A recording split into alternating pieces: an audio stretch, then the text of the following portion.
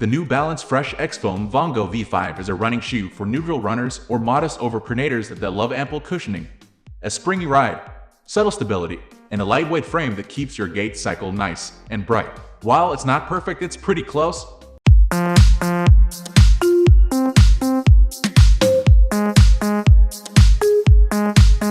Key features: comfort and fit. The fit of the heel is where these shoes really shine. The heel fits nicely with just enough positive slip to not rub, irritate Achilles, etc. I love the heel, and the shoe seemed to cut to the perfect height both below the ankle and up the heel so as not to affect the Achilles.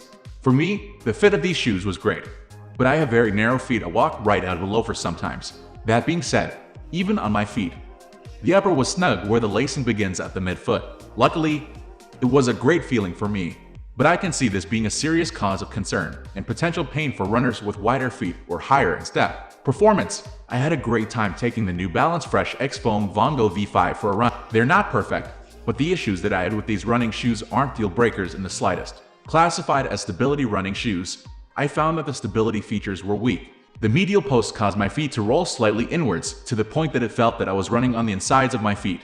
Overall, the Vongo V5 caters more to neutral runners or those with mild overpronation, such as myself, than those needing a serious stability trainer. Upper: the Vongo V5 is composed of New Balance's hypoknit upper material that is flexible, breathable, and made to move. The midfoot area where the laces begin was relatively narrow. It was great for me, a narrow-footed runner, but I could see this causing some runners with wider feet some problems for sure. Aside from this, there were no hot spots or rub zones where the beginnings of calluses, corns, etc. could be felt. Midsole: this shoe utilizes New Balance's fresh foam midsole cushioning that is lightweight and ultra-responsive.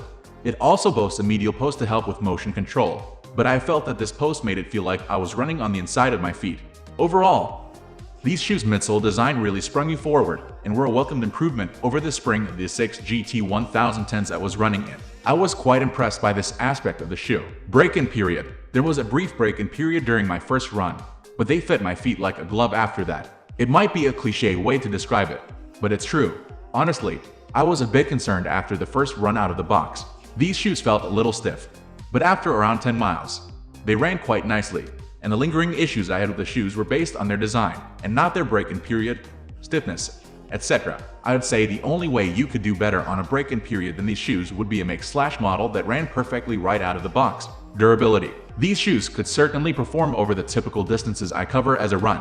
I can't speak to their suitability for longer distances, save the occasional long run, which they would more than suffice. I took these shoes for a 28-mile trial run and found that the shoes showed minimal signs of overall wear and tear. The tread on the Vongo V5 should hold up well compared to other shoes utilized on similar terrain.